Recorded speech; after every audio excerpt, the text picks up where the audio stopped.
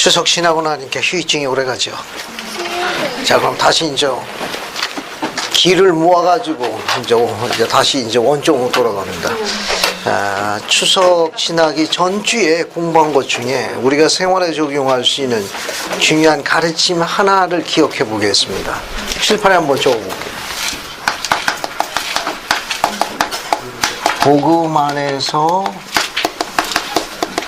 국계서는 5가지 원리가 있습니다. 이게 복음 안에서 국계서는 5가지가 원리 있어요. 복음 안에서 국계서는 5가지 원리가 있습니다. 교리야서 약 31편 9절에 3가지 원리가 담겨져 있어요. 그리고 31편 12절에는 4번째 원리가 있고 31편 13절에는 마지막 5가지 원리가 있습니다. 이거 추석 전에 가르친 마지막 적용 방법입니다. 기억하십니까? 새삼스럽게 회심의 미소를 짓고 계신 분이 많은데 분명히 말씀을 해 올렸습니다. 그러니까 아주 중요한 거예요. 이게 복음 안에서 굳게 서 있는 5가지 원리입니다. 31편 9절에 보면 첫 번째 원리가 뭐가 나와 있죠? 고난 중에 인내하라. 고난 중에 한번 적어보죠. 고난 중에 인내하라. 두 번째는 뭐가 나와 있습니까? 욕하는 자에 대하여 욕하지 말라. 욕하는 자에 대하여 욕하지 말라. 욕하지 말라. 그 세 번째 원리는 뭐가 있습니까? 온유함으로 내 집을 다스리고 굳건히 하라. 온유합니다. 온유함으로 내 집을 다스리며 굳건히 하라. 굳게 하라 그런 말이에요. 굳게 하라. 그런데 31편 10절에는 뭐가 나와 있습니까? 그렇죠. 유혹에 들지 않도록. 예. 바꿔 쓰면은 유혹에 빠지지 않도록 뭐라는 거예요? 항상 기도하라. 항상 기도하라. 유혹에 빠지지 않도록 항상 기도하라. 마지막 끝까지 뭐라고 그랬어요? 끝까지 충실하라. 끝까지 충실하라. 복음 안에서 굳게 서 있는 5가지 원리니까 굳게 서 있다 하더라도 서 있기까지 오랜 세월이 필요합니다. 많은 시간과 많은 노력과 많은 자신과의 경쟁이 필요해요. 그렇게 쌓였던 그 서 있는 자리가 하루아침에 뭐 할 수 있다? 무너질 수 있다는 거예요. 그 쌓기 오랜 세월 동안 산천초목이 뒤흔들고 눈물과 가슴 아리로다 서로 나왔던 그런 위대한 하나님의 전사가 어느 날 하루아침에 서 있는 곳에서 무너질 수가 있다 그런 말이에요.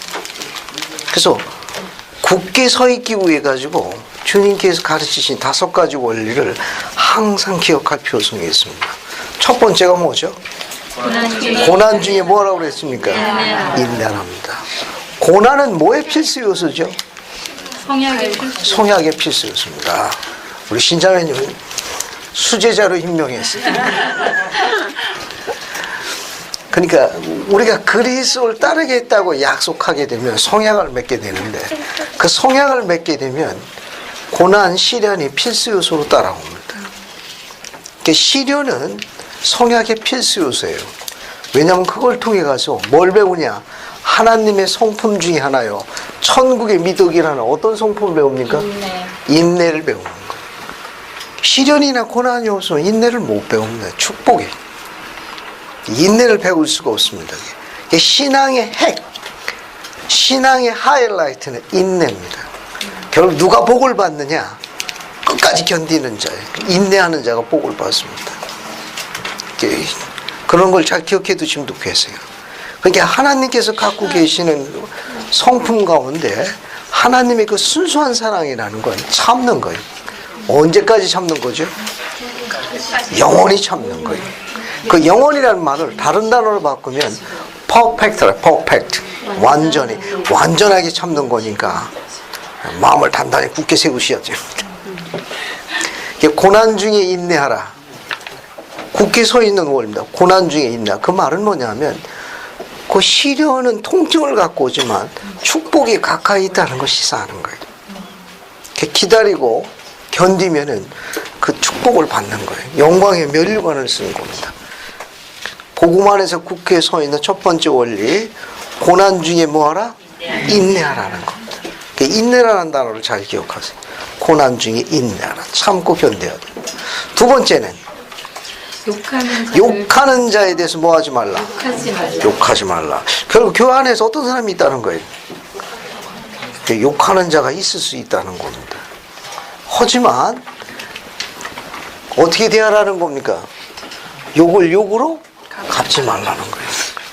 물론 힘들 때도 있을 거예요. 자매님들 같은 경우 할 수 없습니다. 쬐깐 하시는 건 주님도 이해하실지도 모르겠어요. 안 그러면 또 화병 걸리니까. 하지만 원리는 기억하세요. 원리는 왜? 욕하는 자에 대해서 욕하지 마. 같이 연관되는 게 세 번째 원리. 집을 어떻게 다스리고 굳게 하라고 했습니까? 온유함이. 박철현 형제, 온유라는 뜻에 대해서 어떤 뉘앙스가 떠올라? 내가 알고 있는 온유에 대해서 뭐 교회 개종한 지는 얼마 안 되는데 이제 한 달도 안 지났잖아. 근데 교회에서 온유하라고 그러는데 내가 알고 있는 온유는 어떻게 알고 있어?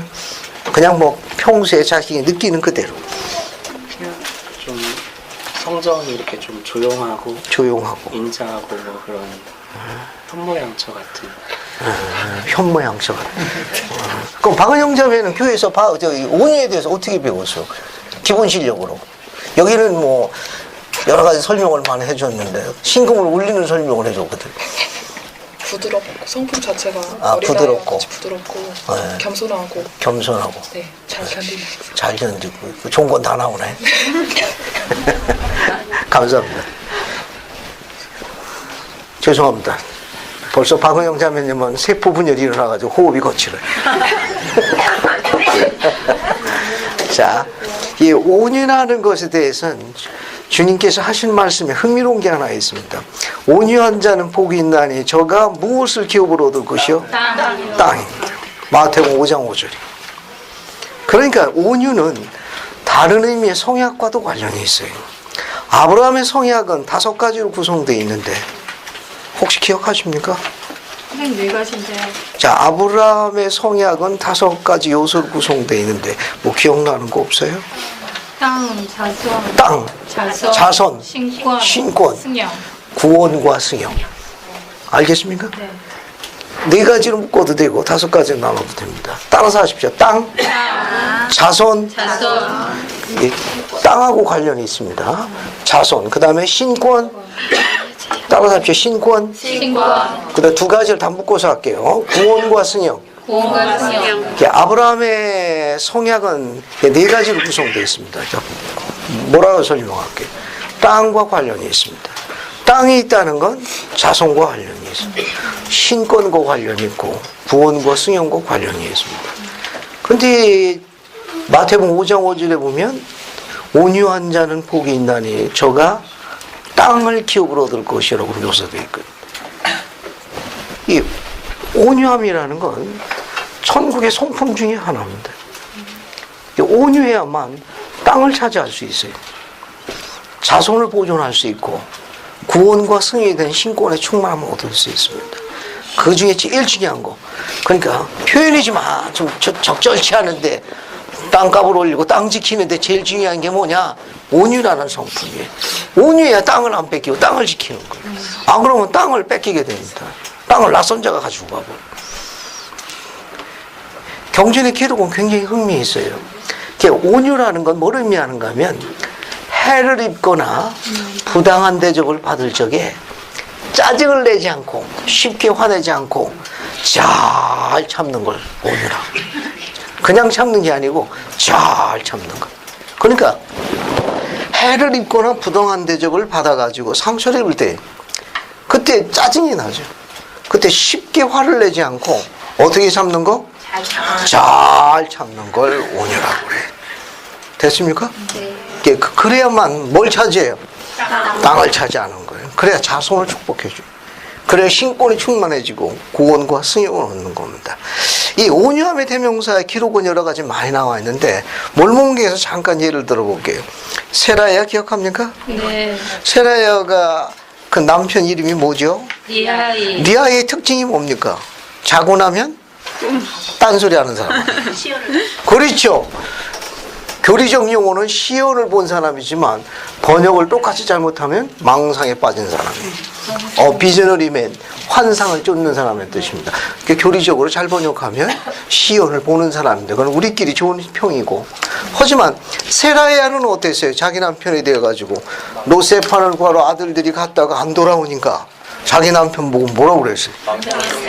환상을 쫓는 사람이라고 비난했죠. 그죠? 왜냐하면 갔다 오는 시간이 있으니까 그 시간이 되면 아들들이 돌아와야 되는데 안 돌아가죠. 안 돌아오니까 어떻게 됐습니까? 세라야가 자기 남편을 갈구죠. 그죠? 갈구려고. 한 번만 갈궜을까? 그죠? 왜냐하면 그 기록에 보게 되면 아들들이 돌아오지 않자 아버지는 매우 슬퍼했다고 기록되어 있는데 어머니가 슬퍼한 기록은 경전에 단어가 다릅니다. MOURL이라는 단어를 묘사했어요. 어머니가 슬퍼했던 단어. 모은이라는 단어인데 이거는 즉 팔레스타인 지방에서 여인들이 상이 났을 적에 애곡하는, 상 났을 때 통곡하는 단어를 기록해 놨어요. 그러니까 어머니 세라야는 아들들이 어떻게 됐다고 생각하는 겁니까? 죽었다고 생각. 그래서 통곡을 한 거예요. 통곡하면서 자기 남편에게 대해서 이야기한 거예요. 환상을 쫓는 사람이라고, 망상을 쫓는 사람을 비난했어요. 그런데 비난한 거에 비해 가지고 리아이는 아내에 대해서 어떻게 반응을 나타냈죠? 한 번만 하진 않았을 거예요. 왜? 아들이 안 돌아온다고 생각해 가지고 이제 폭발한 거니까. 그 아내의 그와 같은 심한 저항에 대해서 리아이는 어떻게 했죠? 아내 세라야를 위로해줬다라고 돼 있거든요. 세라야를 위로했다라고. 감사합니다. 복음안에서 국회 선언 올림 몇 번째에 해당합니까? 리아이는 세라야에 대해 가지고 저항하지 않았습니다. 그 자신에 대해서 부정적으로 이야기하는 소위 그런 부분에 대해서 대항하지 않았어요. 오히려 어떻게 했습니까? 이신유자의 말대로 오히려 인정했습니다. 변명하지 않았어요. 맞다. 내가 환상에 빠진 사람이요, 망상에 사로잡힌 자라. 하지만 나는 내 하나님이 살아계심을 알고 내 아들들을 다시 돌려줄 걸 내가 확실히 한다라고 간증을 전했어요. 자, 그런 남편 리아의 태도는 복음 안에 국회에서는 몇 번째에 해당합니까?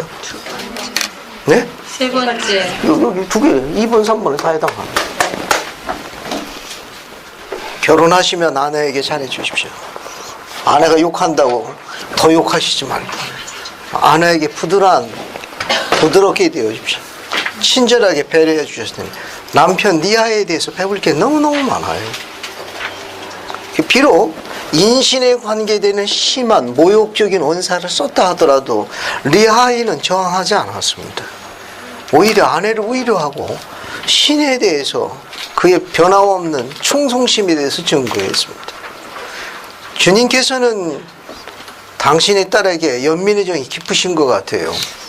감리요원에게 대항한 세라야에 대해서 책망한 기록이 있나요? 없어요.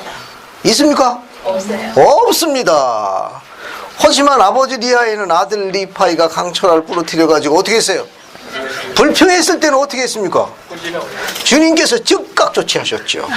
좀 그래요, 그죠? 경제 읽어보면 거기 보면 주님께서 즉각 조치하셨습니다. 자, 우리 딸들에게 배려해주는 온유함에 대해서 다시 한번 이야기 드릴 수 있습니다. 세 번째 원리는 온유함으로 내 집을 다스리며 굳건히 하라. 내 집이라고 얘기했는데 그 안에는 여러분의 동반자가 포함되어 있습니다. 여러분의 자녀가 통보하면 돼 있어요. 여러분 아내와 자녀에게 온유함으로 부드럽게 친절하게 배려해 주십시오. 인생의 맛입니다. 인생의 맛은 거기에 다 달린 거예요. 이렇게 배려해주고 친절하게 해주는 그 안에서 남편이 성장하는 겁니다. 아버지의 영역이 충만해지는 거예요.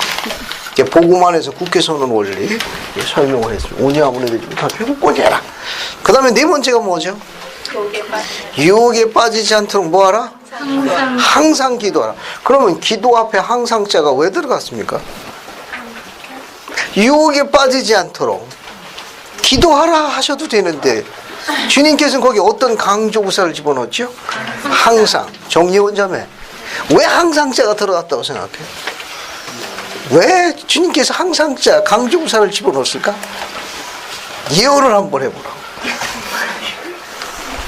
항상 저희 함께하고 싶어요. 아, 주님께서 함께하고 싶어서. 감사합니다. 다른 분들은 고개도 안 드네. 자, 여기 보세요. 이 앞에 유혹에 빠지지 않도록 항상 기도라고 이야기했죠. 이 말은 뭐냐면 항상 기도한다는 항상이라는 건 언제 이런 행위가 오는가 하면 언제 항상 기도합니까? 여러분 언제 항상 기도해? 뭐 하루 종일 기도하는 겁니까? 아침 저녁 기도하고 낮에는 어때요? 가슴속으로 충만한 거죠. 언제 여러분 이렇게 항상 주님께 충만한 마음을 그분께 돌리게 됩니까? 그때 이제 always는 이제 항상이라는 단어가 크로즈되는 건데 뭐 할 때? 감사함을 보일 때. 감사합니다. 수제자로 다시 재확인합니다. 시련, 고난, 역경, 삶의 슬픔, 외로움, 부당한 모든 것까지 그분께 감사할 때 감사함이 우리 안에 넘칠 적에 항상 기도하는 거예요. 기도 안 한다는 건 감사할 게 없다는 겁니다. 우리가 개인 생활, 여러분의 개인 기도 생활을 한번 점검해 보세요. 감사할 게 없으면 무릎 꿇을 일이 없는 거예요. 시련과 삶의 어려운 것까지도 감사드리게 되면 기도하게 돼 있는 거예요. 항상이라는 건 감사함과 관련입니다. 그러면 복을 더 주시는 거예요. 항상 기도하라는 말은 뭐냐? 감사함과 연관이 있습니다. 기도 안 하는 이유는 뭐냐? 감사할 게 없는 거예요.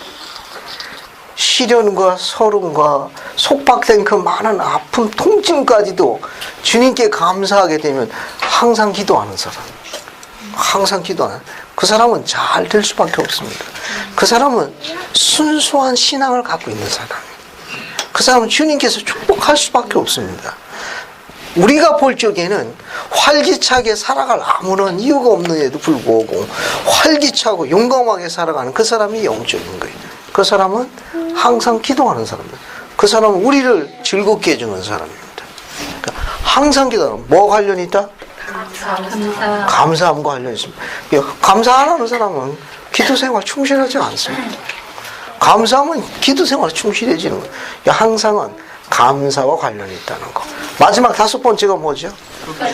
충실한데 어떤 강조부사가 들어가 있습니까? 끝까지. 그 주님은 이런 거 좋아하시는 것 같아요. 끝까지, 그죠? 끝까지 충실하라. 끝까지 견디라. 이 끝까지라는 단어에서 여러분은 어떤 뉘앙스가 떠오릅니까? 주님이 어떤 마음과 뜻을 가지고 강조하셨을까? 충실을 하도 되는데 이 단어가 들어오면서 훨씬 더 크로즈되거든요. 끝까지. 그죠? 유진이 어떻게 생각해? 끝까지 충실하라. 왜 끝까지를 강조하셨을까?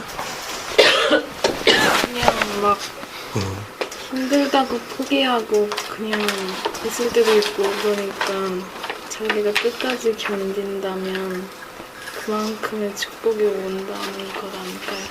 그 정답. 대답이 길면 다 맞는 겁니다. 어서 와. 이 끝까지라는 이 말에는 뭐가 포함되어 있는가 하면은 성약과 관련된 다른 요소가 포함되어 있습니다. 즉 끝까지라는 말은 변함이 없다는 말이에요. 여러분, 끝까지는 변함이 없다는 거예요. 변함이 없는데 성약과 관련이 있습니다. 이것도. 성약과 관련이 있어요. 즉 어떤 거와 관련이 있는가 하면은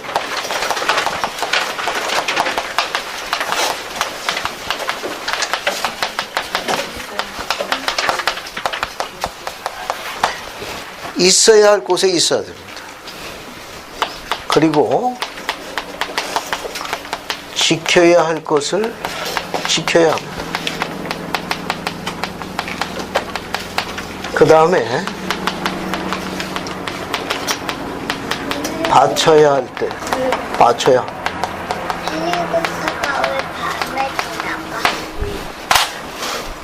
그래야 끝까지 그 자리에 충실한 거예요. 그러니까 변함이 없는데, 이 변함이 없는 사람은 이런 세 가지 특징적 생활을 갖고 있습니다. 유진이가 이야기한 대로 힘든 거예요. 끝까지 견딘다는 게. 끝까지 충실한다는 게 쉽지 않습니다. 하지만 끝까지 견디는 사람들의 특징에 대해서는 이런 특징이 있어요. 첫 번째, 있어야 할 곳에 있습니다. 그 다음에 지켜야 할 것을 지키는 자고, 또 바쳐야 할 때 어떻습니까? 바치는 자입니다. 이거 기억해 두시면 끝까지 견디는 사람들의 특징을 알 수 있습니다. 따라서 후기 성도가 참석해야 할 모임에 열심히 참석해야 돼요. 후기 성도가 모임에 참석하지 않는 한 복음대로 충실하게 산다는 건 거의 불가능합니다. 제 말 잘 기억하세요. 끝까지 충실하다는 건 다른 의미로 모임에까지도 적용됩니다. 그래서 모임에 참석하면 어떻게 돼? 중간에 도망가지 말고 끝까지 있어야 돼. 중간에 자꾸 왔다 갔다 하는 것도 버릇들어요. 알겠습니까? 특히 성찬식 시간에는 중간에 나가는 거 아니에요. 그거는 신에 대한 기본 경배 자세입니다. 다른 모임하고 달라가지고 성찬식은 주님께 경배되는 아주 중요한 속죄의식을 갖고 있기 때문에 모임 중간에 움직이거나 중간에 나가는 거예요. 그 모임에는 이런 기본 원리가 있어요. 일단 참석하면 어떻게 한다? 폐해가 될 때까지는 자리를 지키는 게 젠틀한 거예요. 그게 멋있는 사람이에요. 중간에 왔다 갔다 하는 남자, 나 젠틀. 알겠습니까? 지혜로운 게 아니에요. 그런 걸 뭘 이야기하냐? 그 남자가, 그 여자가 성약 가운데 얼마나 충실한지를 보는 중요한 하나의 측정도가 되는 거예요. 그래서 있어야 할 곳에 있는 남자, 믿을 수 있는 남자예요. 지켜야 할 걸 지키는 남자, 신뢰감이 가는 남자. 바쳐야 할 때 바치는 남자, 멋있는 남자예요. 물론 가끔은 마음에 안 들 수 있다고 생각하겠지만 적어도 이런 요소를 기억해 두면 도움이 돼요. 그럼 따라서 합시다. 고난 중에 뭐하라? 인내하라. 욕하는 자에 대해서 욕하지 말라. 온유함으로 내 집을 다스리며 굳게 하라. 유혹에 빠지지 않도록 항상 기도하라. 끝까지 충실하라. 자, 첫 번째가 뭐죠? 고난 중에 인내하라. 두 번째는 욕하는 자에 대해서 욕하지 말라. 세 번째는 온유함으로 네 집을 다스리며 굳게 하라. 네 번째, 유혹에 빠지지 않도록 항상 기도하라. 다섯 번째, 끝까지 충실하라. 됐습니다. 아주 잘하셨어요. 복음 안에서 굳게 서는 다섯 가지 원리를 일찍 기록하세요. 그 여러분이 신께 약속을 하십시오. 그리고 주님께 기도하세요. 도와달라고. 복음 안에 굳게 서서 아브라함과 약속하신 땅을 허락하시고 자손을 축복하시며 신권을 영원하게 하시고 구원과 승용을 허락해 달라고 여러분 주님께 나가서 투쟁해야 합니다. 축복은 기다리는 게 아니에요. 쟁취하는 거예요. 기다리는 게 아닙니다. 사랑하는 여인이 단비처럼 다가오도록 기다리는 게 아니라 쟁취하는 거예요. 알겠습니까? 삘이 꽂히면 뺏어내도 와야 돼. 또 싸우라는 거 아니야? 또 괜히 또 이랬다가 나중에 종교에서 싸우라고 했다고 그러면 또 겁나네. 예. 여인은 기다리는 게 아니에요. 축복은. 경전의 기록은 현숙한 여인을 찾아 얻는다고 기록이 되어 있습니다. 현숙한 여인을 찾으러 나가라고 기록되어 있습니다. 노력해야 합니다. 기다리는 게 아니에요. 복은, 축복은 기다려서 오는 게 아니라 쟁취하는 겁니다. 필요에 따라서는 딸들도 어떻게 해야 합니까? 쟁취해야 돼요. 프로포즈한 여자 기록이 구약에 누가 있죠? 먼저 여자가 프로포즈 해가지고 성공해가지고 대박 터뜨린 여자. 루시오. 감사. 룻. 구약의 룻. 1장부터 4장까지 있잖아요. 네. 기억하죠? 네. 그 시어머니 이름이 뭐예요? 나오미. 나오미. 거기 며느리가 둘이 있었거든. 오르바하고 루시인데 동서 오르바는 돌아갔어요. 남편들이 다 죽자. 하지만 룻은 남았잖아. 룻은 남아가지고 시어머니를 지켰죠. 네. 그 시어머니가 돌아보려 했는데 안 돌아갔거든.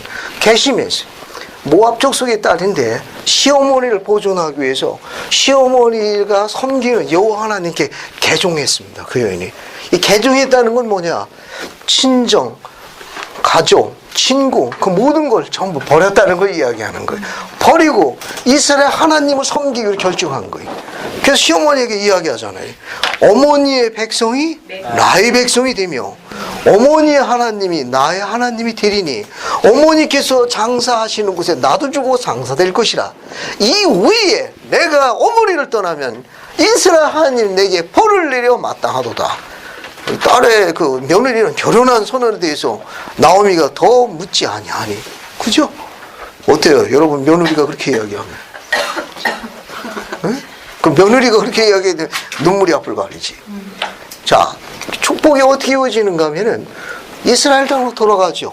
이스라엘 땅에 돌아가가지고 시어머니를 봉양하기 위해 가지고 이삭을 주스러 갑니다. 그 밭이 누구 밭이었습니까?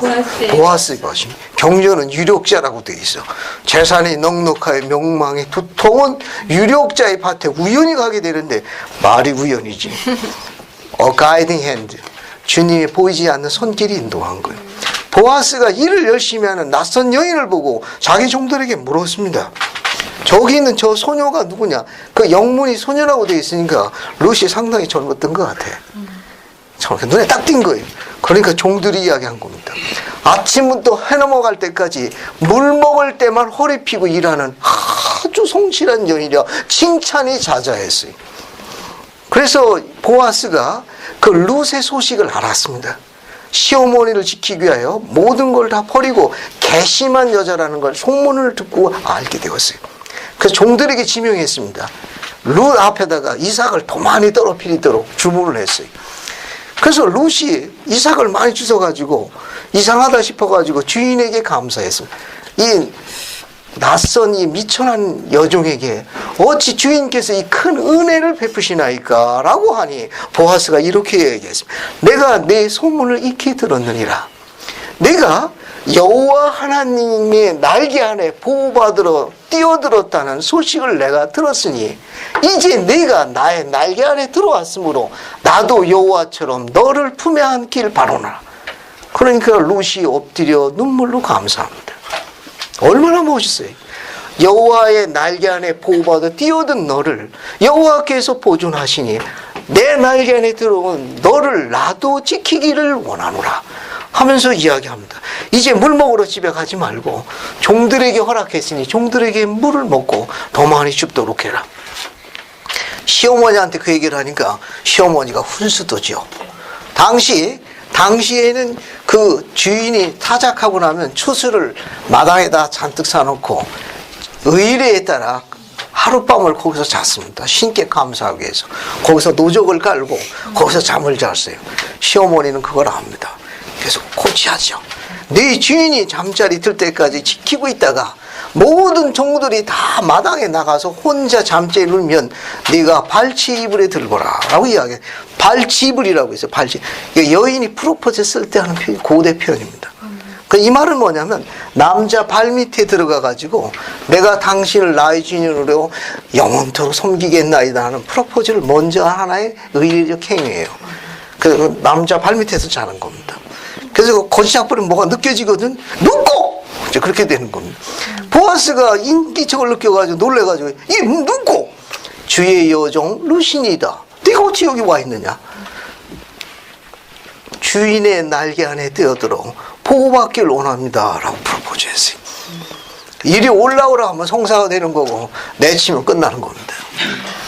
보아스가 이리 올라오라 그러면서 동력이 틀 때까지 기다렸다가 사람 눈에 있으니 동력 트기 전에 자리를 나가거라. 이후로 모든 일은 내가 알아서 할 것이라. 그렇게 맺어지게 됩니다. 경전의 기록 보면 용감한 여인의 기록도 있습니다. 그래서 룻이 보아스와 결합하여 낳은 아들이 오벳이. 오벳이 이새를 낳고 이새가 다윗을 낳았습니다. 그러니까 룻은 다윗의 정조모가 됩니다. 그래서 다윗부터 바벨론 이후까지 12대요. 바벨론 이후부터 예수 그리스도까지 12대입니다. 다윗의 공식 기록 마태복음의 24대 손이 예수 그리스도예요. 혈통 올라가면은 신앙의 첫 손재 기록이 룻부터 시작되고 있습니다. 재밌지 않습니까? 끝까지 충실하는 이유 중에 하나는 룻의 여정과 같은 거예요. 미래를 바꿉니다. 삶을 바꾸는 거예요. 룻의 삶이 완전히 바뀌었습니다. 확장된 미래로 신앙의 선조에 발리 올라갔다는 건 주목할 만한 이유가 있어요. 그래서 복음 안에서 끝까지 견디라는 거예요. 이 복음 안에서 굳게서는 5가지 원리를 생활에 적용해 보십시오. 그리고 젊은이 여러분, 이 원리를 잘 깨닫는 룻과 같은 여정을 밟아갔다고 결심하십시오. 자, 이제 33편 1절로 들어갑니다. 33편 1절 한번 읽어볼게요. 권유진 자매님, 33편 1절 한번 읽어봐요. 1절. 보라, 내가 너희 남종 에즈라와 느부갓네살이 이르노니 너희 귀를 열고 주 너희 하나님의 음성에 귀를 기울이라. 그의 말씀은 살아있고 활력이 있고 앉았네.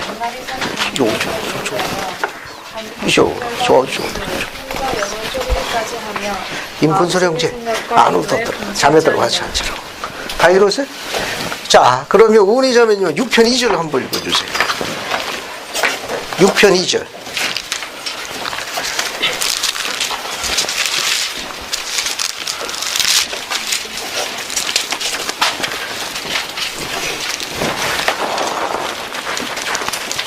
보라, 나는 하나님이니라. 나의 말에 주의를 기울이라. 나의 말은 살아있고 활력이 있어 양날이 선 검보다도 예리하여 관절과 골수를 함께 쪼개기까지 하나니 그러므로 나의 말에 주의를 기울이라. 감사합니다. 여러분, 여기 33편 1절하고 6편 2절하고는 같은 내용이에요. 여기 공통되는 특징이 하나 있는데 나의 말씀이라는 거. 나의 말씀은 주님의 말씀을 이야기하는 거고, 이 말씀은 하나님의 말씀입니다. 이 두 성구에서는 하나님의 말씀에 대해서 이야기하고 있습니다. 이 하나님의 말씀이 권능이 있다는 거예요. 그래서 모세서 1장 32절 보면 하나님의 말씀을 다르게 표현해 놨습니다. 한번 용어를 찾아보세요. 모세서 1장 32절에 그 용어가 하나 나옵니다.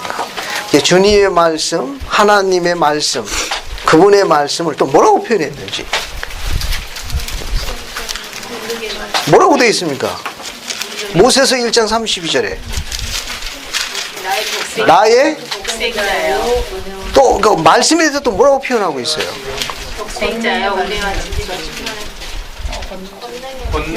나의 뭐라고 되어 있습니까? Word of my power. 나의 권능의 말씀이라는 용어가 나오죠? 나의 권능의 말씀.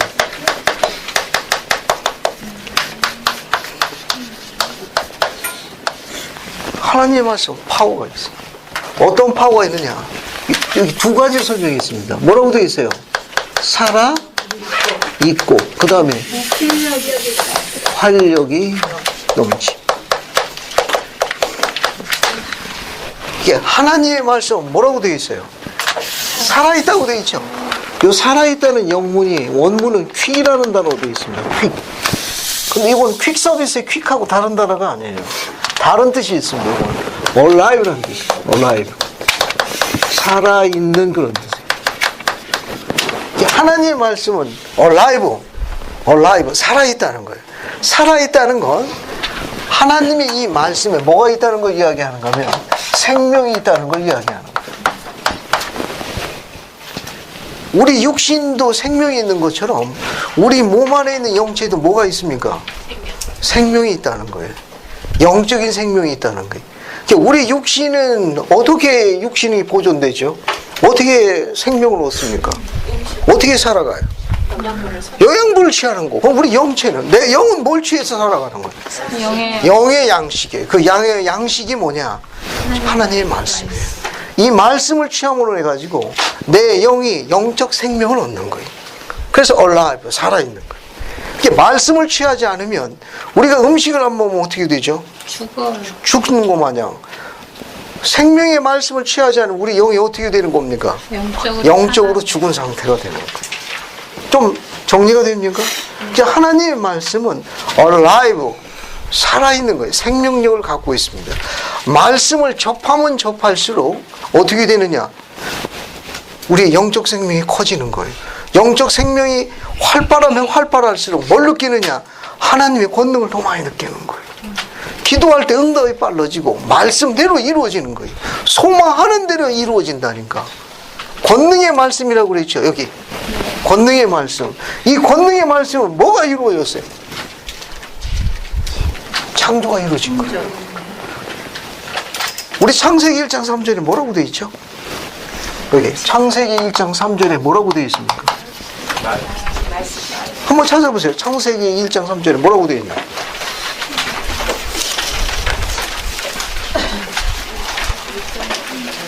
창세기 1장 3절에 뭐라고 되어 있습니까? 하나님이 가라사대 빛이 있으라 하심에 빛이 있었고, 그 말씀대로 이루어진 거 아니에요? 네. 하나님의 말씀은 말씀대로 이루어지는 신앙의 권세를 갖고 있습니다. 하나님의 말씀을 붙잡게 되면은 우리가 소망하는 것이 그의 신앙에 따라 말씀을 쫓는 정도에 따라 성취되는 거예요. 그래서 말씀을 잡으라는 거예요.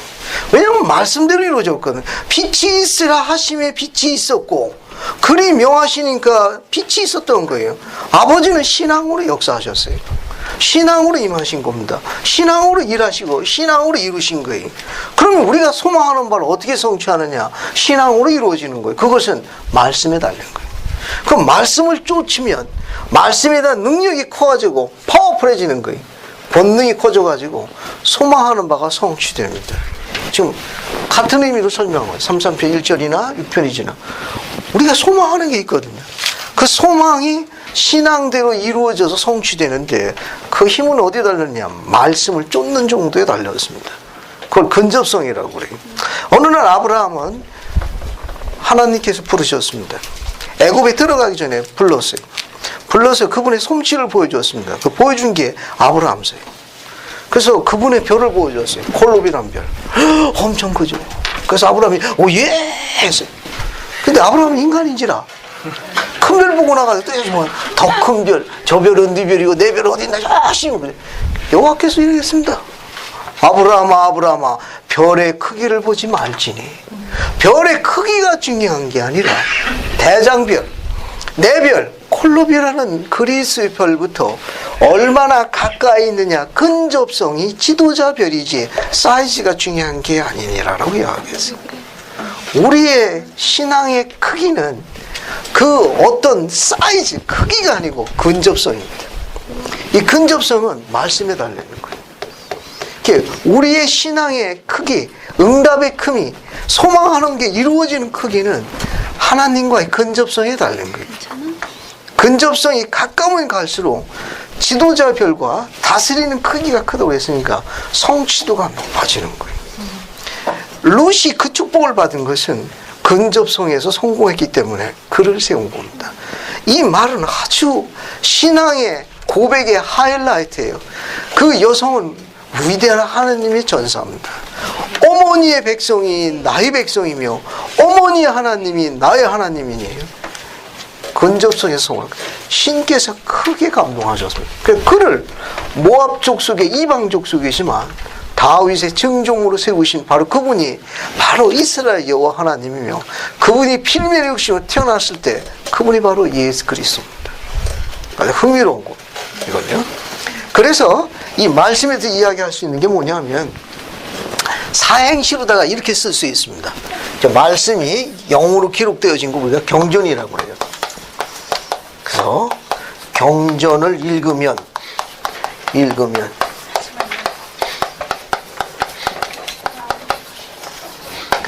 가로 안에 집어넣어봐요. 경전을 읽으면 신앙이 자라나는 거예요. 신앙은 살아있는 거예요. 살아있는 거예요. 생명이 있다고 그랬으니까. 경전을 읽으면 뭐가 자라나요? 신앙이 자라나는 겁니다. 그러면 신앙이 자라나면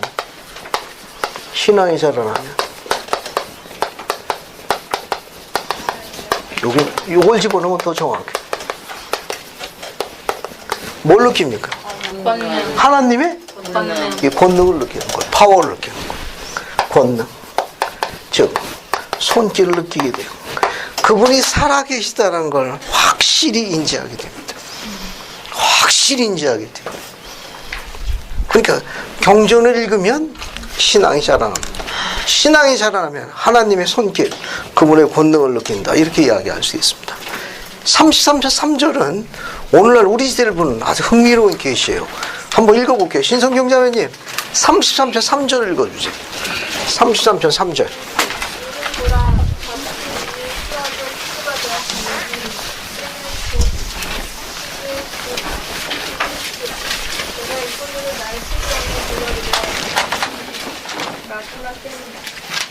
감사합니다. 이 33편 3절에 시간이 나오죠. 뭐가 나옵니까? 제11시가 나옵니다. 그리고 그 밑에 절에 보면 무슨 때라고 나오죠? 마지막 때라고 나옵니다. 마지막 때라고 나옵니다. 이게 마지막 때니까 요 마지막 때는 오늘날 우리 시기 때가 찬 경륜의 시대를 이야기하는 거예요. 때가 찬 경륜의 시대. 그럼 여기 11시가 있죠? 시계를 한번 그려봅시다. 그걸 12시라고 그러고 9시, 10시, 11시.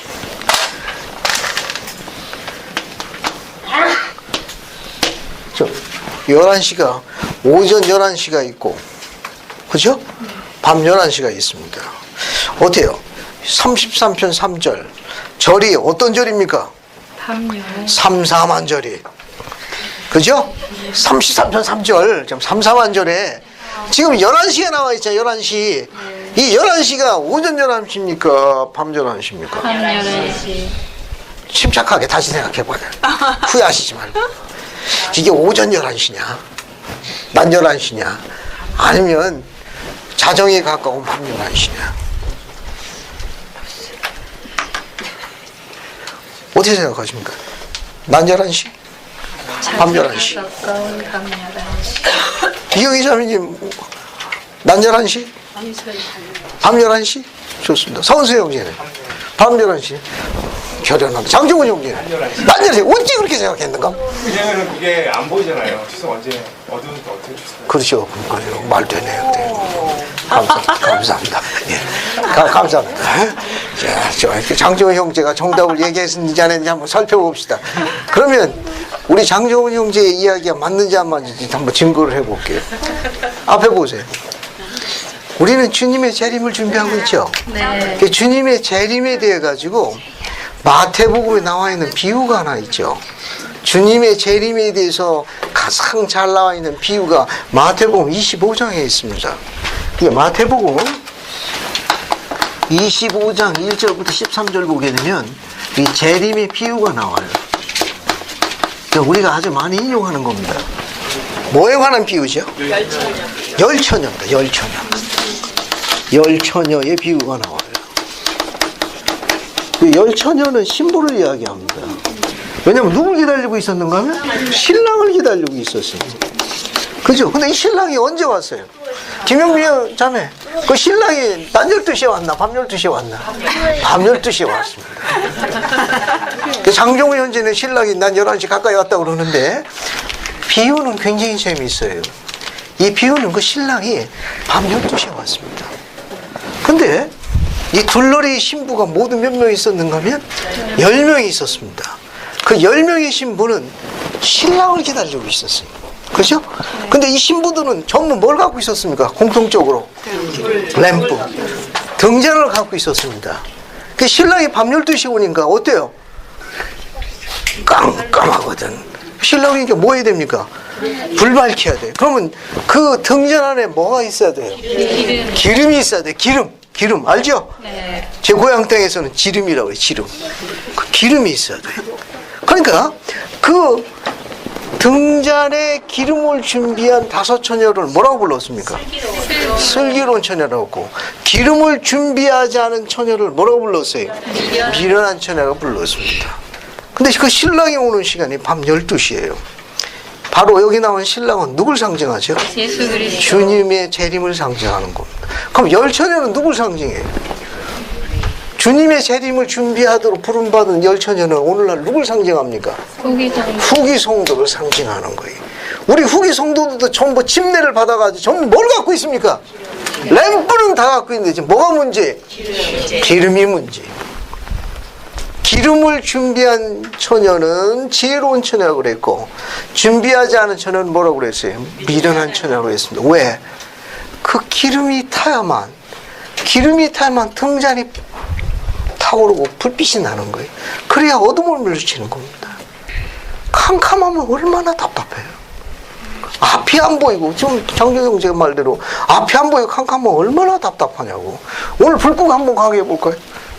형제들만 좋아할 거예요. 네. 자, 원점으로 돌아가겠습니다. 만약에 빛이 없으면 얼마나 답답하냐. 만약에 어머니가 빛이 없으면 자녀가 얼마나 답답하겠냐. 만약에 아버지가 빛이 없으면 그 가족이 얼마나 어둡겠어요. 생각만 해도 끔찍한 거예요.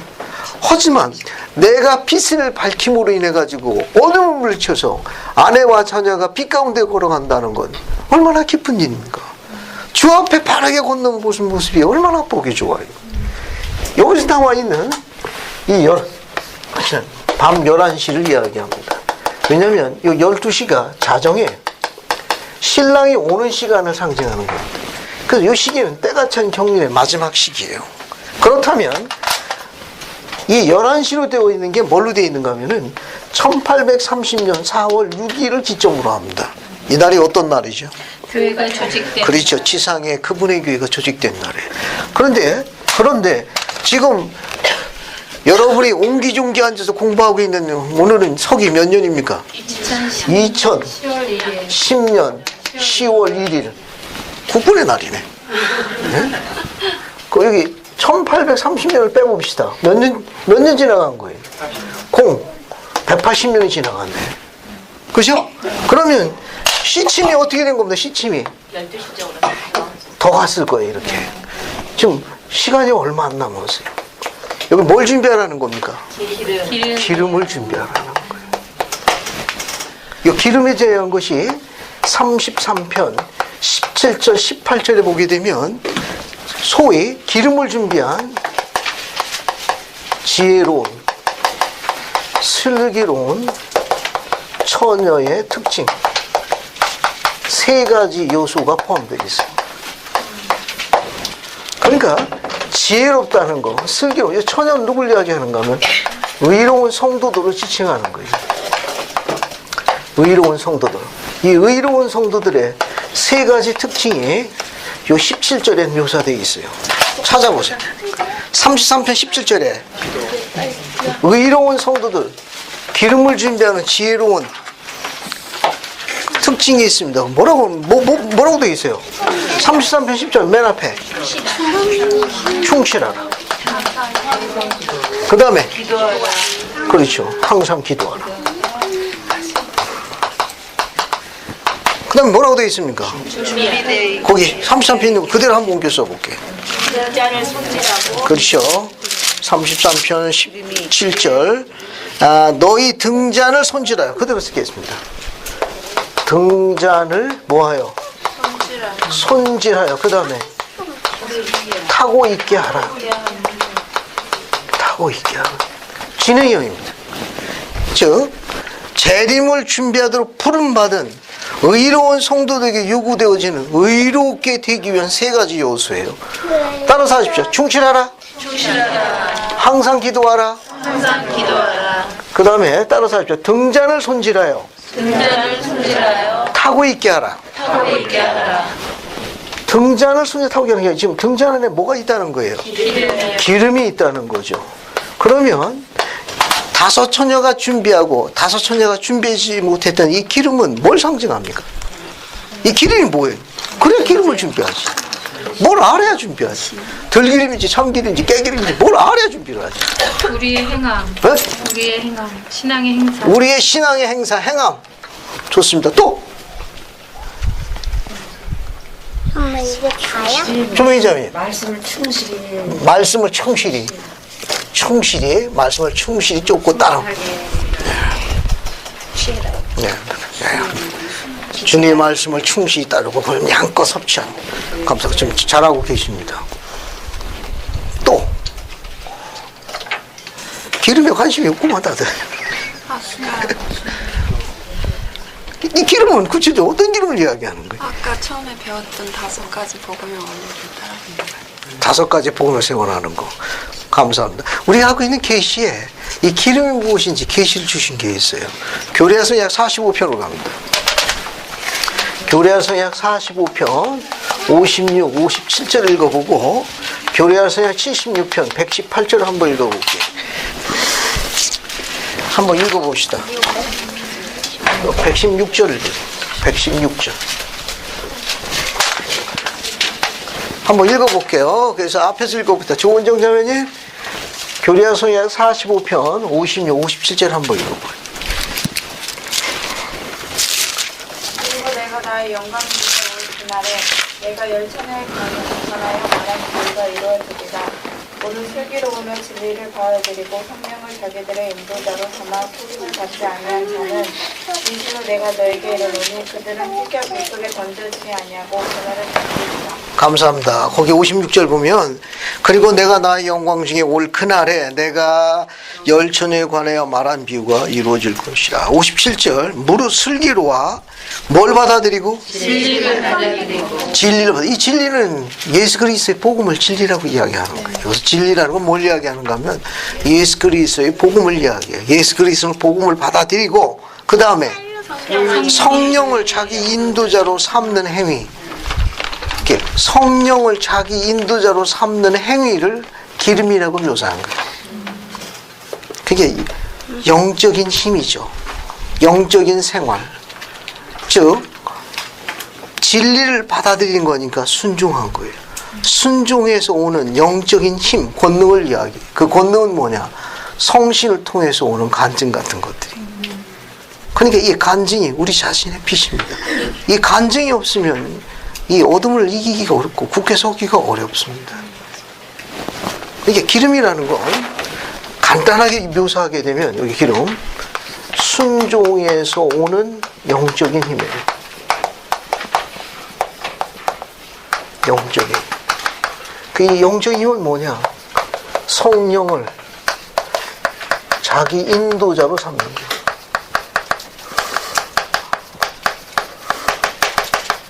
세월이.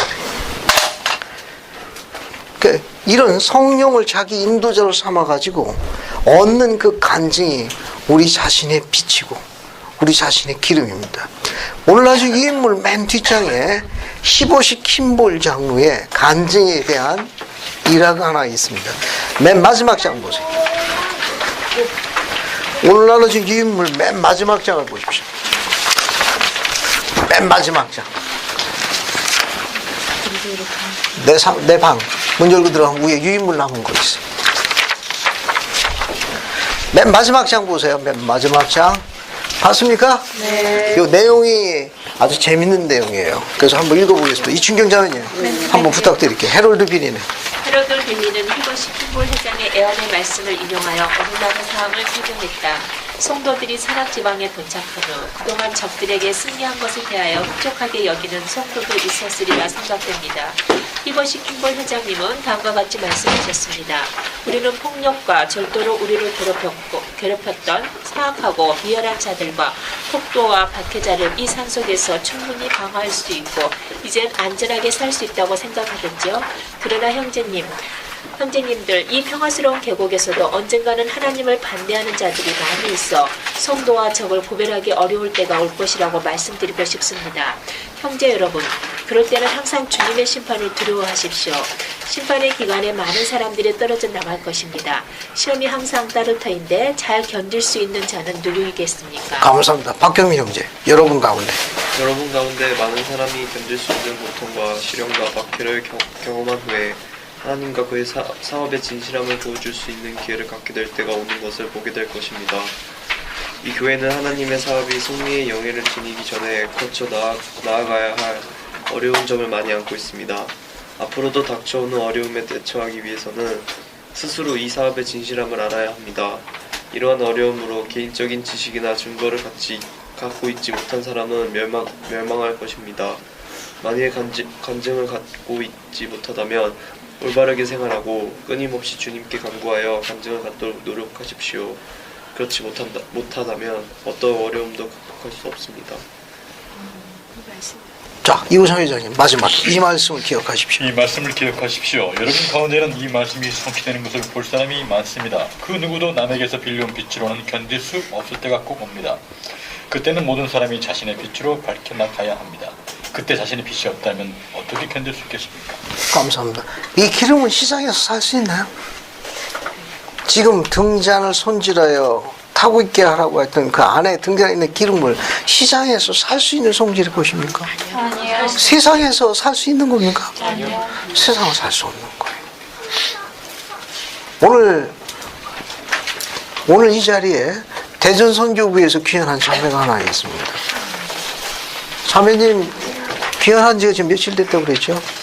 아직 안 했습니다. 아, 그래요? 그러면 선교 사업을 지금 아직 해임이 되지 않은 상태인데 그분에 대한 자신의 감정을 그 자리에서 일어나서 한 3분 정도 해줄 수 있겠습니까? 지난 1년 반 동안 그리스의 용사로서 그분을 지원가고 다녔는데 가기 전 그리스를 섬기는 자세하고 가가지고 섬긴 그분에 대해서 느끼는 그대로 한번 여기 우리 발언들에게 좀 나눠주십시오. 영광입니다. 일단 너무 행복했고 제 선교 사업을 이제 한마디로 표현한다면 제가 변화했고 느끼고 배웠고 사랑했던 시간이었어요. 그러는 동안 정말 이 말처럼 이 히브리식 킹굴 회장님의 일처럼 많은 시련도 있었고요. 정말 많은 경험이 있었는데 그때마다 항상 배운 것은 예수 그리스도에 대한 성품, 그분의 속죄에 대한 조금 더 큰 이해였어요. 하나님 아버지께서 정말 매 순간 매초 저를 위해서 저에 대한 계획을 마련하셨고 저에 대한 제가 겪어야 하는 그런 경험들을 주셨고 정말 많은 기적과 정말 많은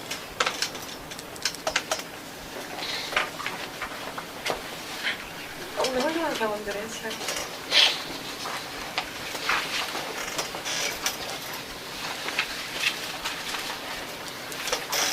정말 돌아보면 항상 제 곁에 주님의 영이 있었다는 것을 제가 정말 명확하게 알 수 있어요. 그리고 정말 감사하는 마음을 가질 수밖에 없는 그런 축복을 너무 많이 받았어요.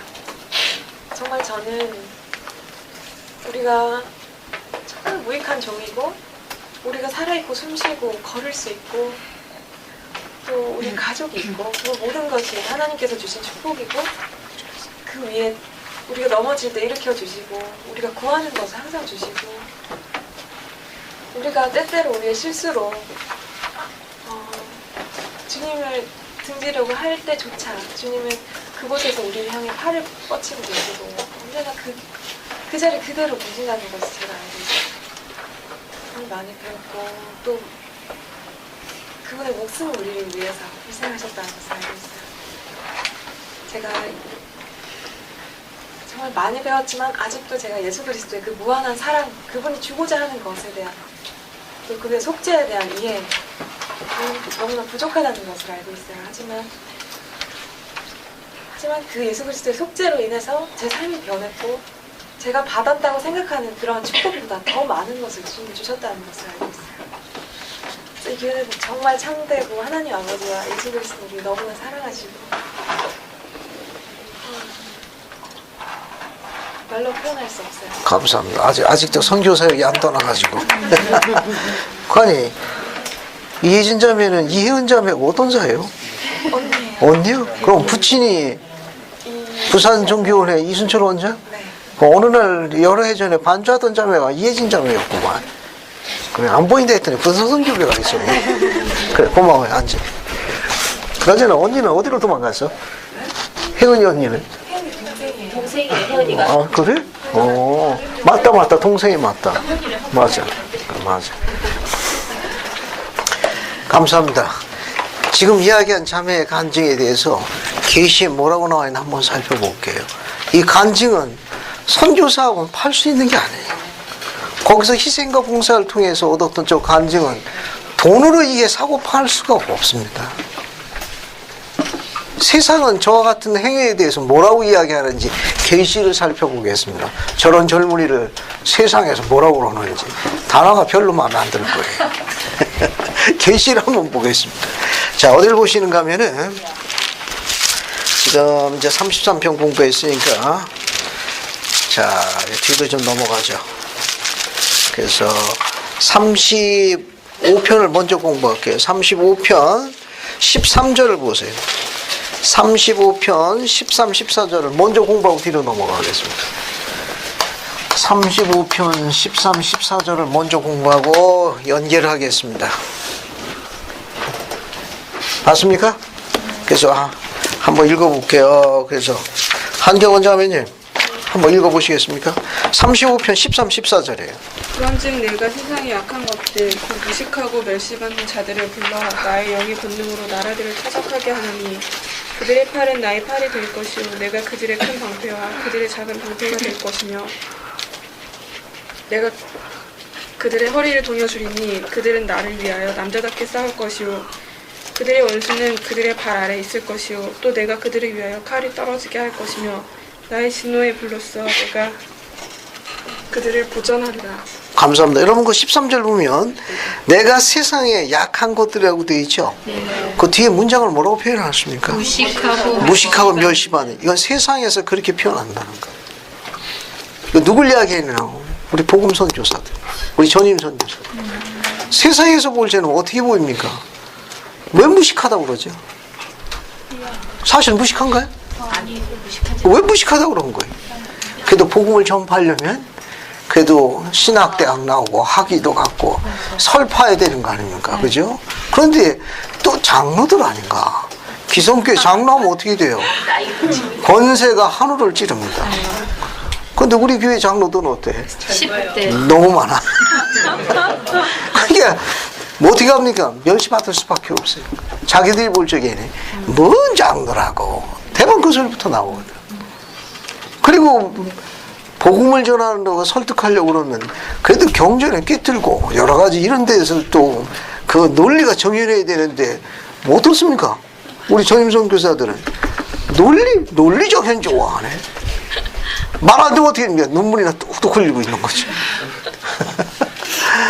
믿거나 말거나 시리즈입니다. 판권을 제가 갖고 있으니까 인용하지 마십시오. 제가 알고 있는 분 중에 한 분은 헌병 장교 출신이에요.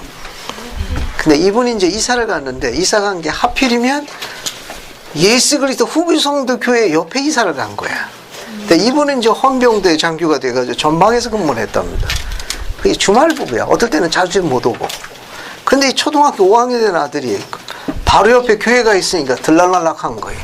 그리고 장로들하고 가깝게 지낸 거예요. 장로들이 교회 초대를 했네. 교회를 간 거예요. 그러다 보니까 어떻습니까? 교회를 다니게 된 거야.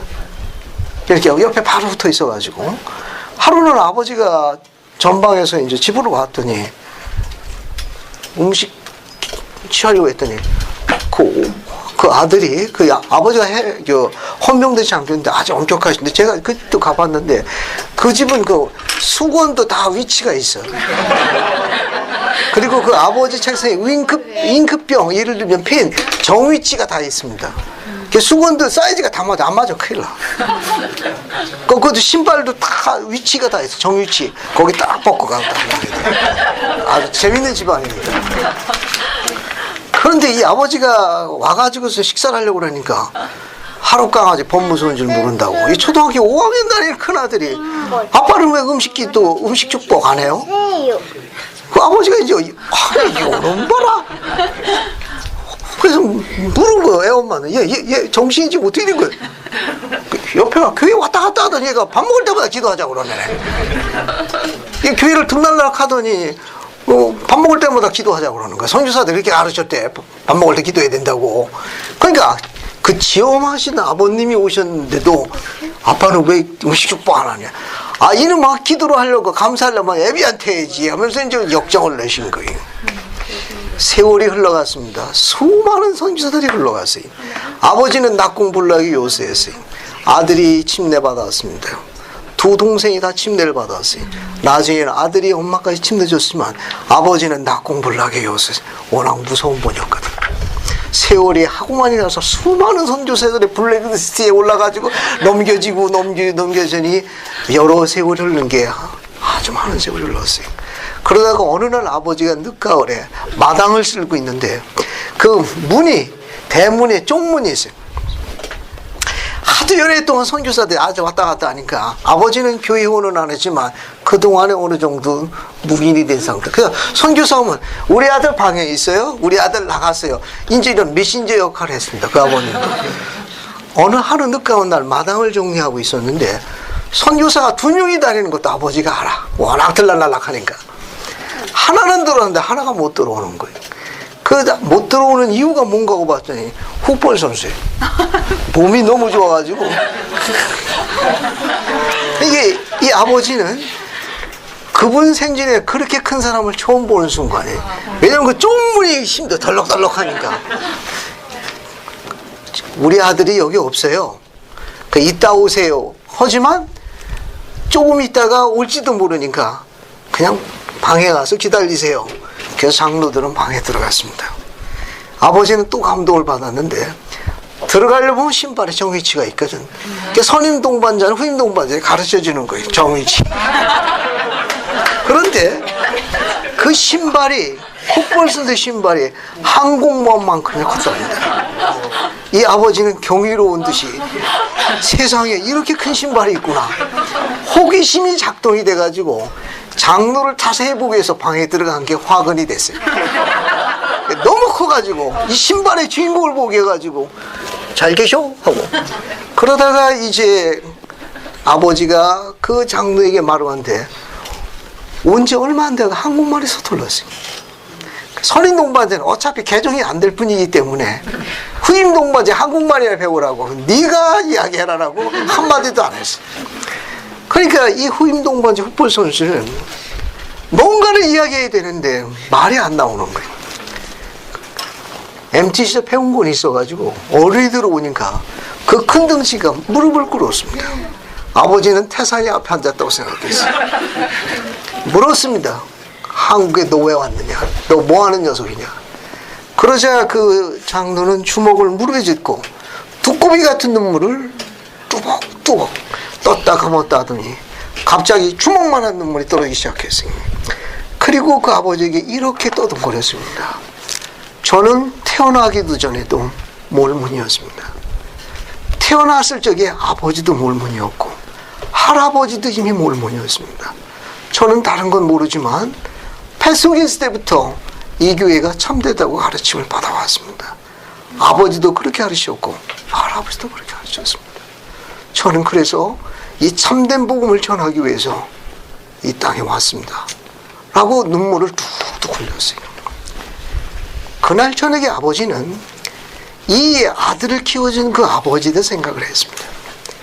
그 손자를 키우는 할아버지의 생각을 했습니다. 이렇게 키울 수 있는 교회라면 한 번쯤은 눈여겨봐야 되겠다는 생각이 그날 들었답니다.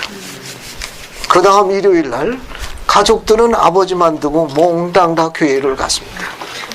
성찬식이 끝날 적에 맨 뒤에 낯익은 분이 앉아있는데 그 아버지가 와 계셨답니다. 그리고 그분은 침례를 받으셨고 그 와드에 감독님을 보내셨습니다. 그 와드에 감독님을 지내셨어요. 지금은 미국에 가셨습니다. 싫어요. 제가 잘 아는 분이지 않습니다. 가끔 그분은 그 얘기를 많이 하시면서 내가 감독할 줄 우리 아들도 몰랐을 거예요. 나중에 그 아들의 감독님을 봉사하셨습니다. 세상에서 볼 적에는 무식하고 멸시받는 것들이. 하지만 주님께서는 약속하셨거든요. 거기 보세요. 다시 13절. 내가 세상의 약한 것들, 곧 무식하고 멸시받는 것들을 불러 나의 영의 권능으로 나라들을 타작할 것이니 추수할 것이라고 약속하셨습니다. 얼마나 아름다웠습니까? 교회는 발전합니다. 우리가 수적으로 약한 정체된가 있을지는 모르지만 이 왕국은 발전할 수밖에 없어요. 왜? 거기 8절 한번 보세요. 35편 8절 보면 거기 보면 물은 나는 하나님이요 나의 팔이 짧아지지 아니하였은즉 주님의 팔이 이제 역사하는 순간입니다. 그분은 그분의 팔로 양육하실 거예요. 우리 자녀들을 양육해가지고 주님의 이 위대한 사업을 키울 겁니다. 세상에 멸시받고 어리석다고 하는 이 비둘기들을 주님은 그분의 팔로 독수리를 키우실 거예요. 이미 시작됐습니다. 주님은 어떻게 축복하실지 몰라요. 세미나리를 다시 강조합니다. 세미나리는 청소년들이 선교사로 바로 나갈 수 있도록 성신이 작용되는 주님의 프로그램. 이 프로그램이 성공하면 교회는 일치월장합니다. 세미나리, 우리 늦둥이 말대로 센 프로그램이에요. 아무도 알아주지 않는 프로그램이지만 이 프로그램만이 유일하게 청소년에게 성신이 작동하는 걸 가르치는 유일한 교회 프로그램입니다. 이 프로그램이 살아서 숨쉬기 시작하게 되면 교회는 그때부터 확장되기 시작하는 거예요. 교회의 발전에 갖고 있는 청소년 프로그램의 핵은 세미나리에 달려 있습니다. 그러니까 청소년들이 세미나리 하고 청남은 하나님 의상 프로그램 열심히 하고 청년은 개일반전 프로그램 하고 그걸 도와주고 그 다음에 안식일 기억에 거룩하게 지키고 선교사 다녀오는 과정 중에 주님께서 그분의 팔로 양육하십니다. 그러게 되면 온 세상에 나아가 그분의 왕국을 건설하도 축복하실 거예요. 이 프로그램을 지금 여기 주님께서 언급하시고 있는 내용입니다. 자, 그 다음에 이제 나머지 여러분 쭉 보시고, 자, 어딜 보시는가 하면 이제 교리적인 부분에서 하나 볼게요. 34편 3절 한번 보세요. 잘 가르치지 않는 교리인데 그냥 맛보기로만 알고 계십시오. 34편 3절입니다. 전시현자면요. 33편 3절 한번 읽어주세요.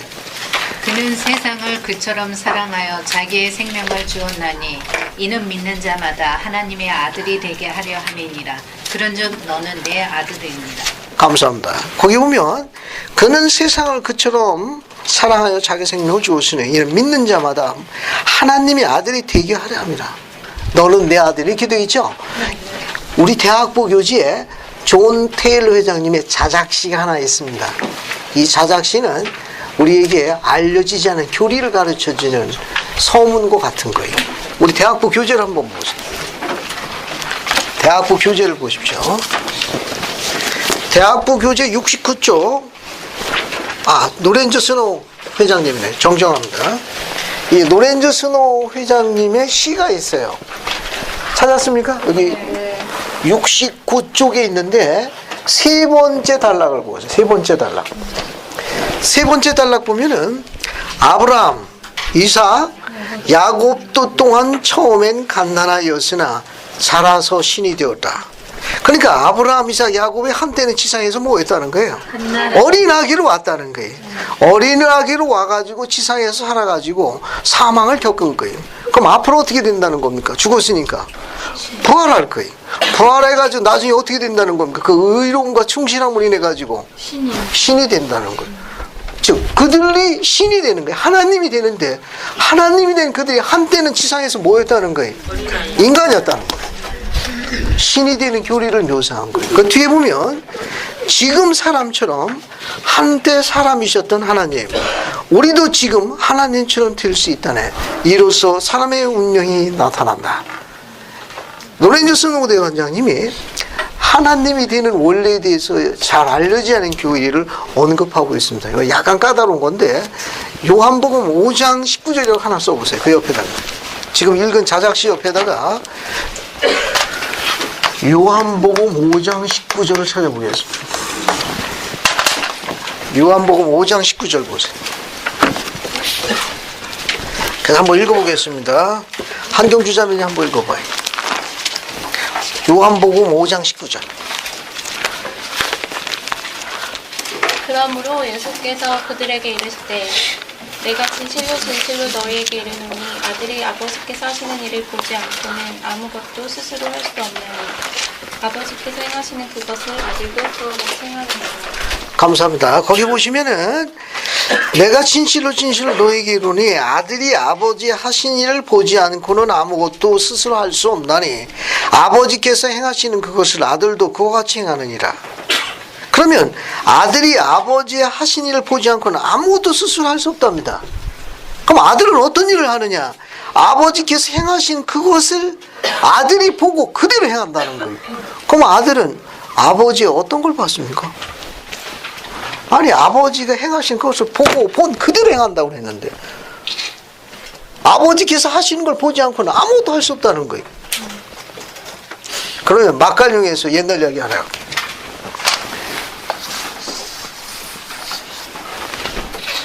소시적에 살림이 처음 났을 적에 골드스타라는 텔레비가 집에 있었습니다. 근데 버튼이 일렬 버튼이, 이 버튼을 이렇게 눌러서 하는 거죠. 엄청 많아요. 한참 눌렀죠. 아기가 연년생이. 그럼 이제 아기를 이제 안고 아내가 이제 밥상가 들여오면은 텔레비를 꺼야 돼.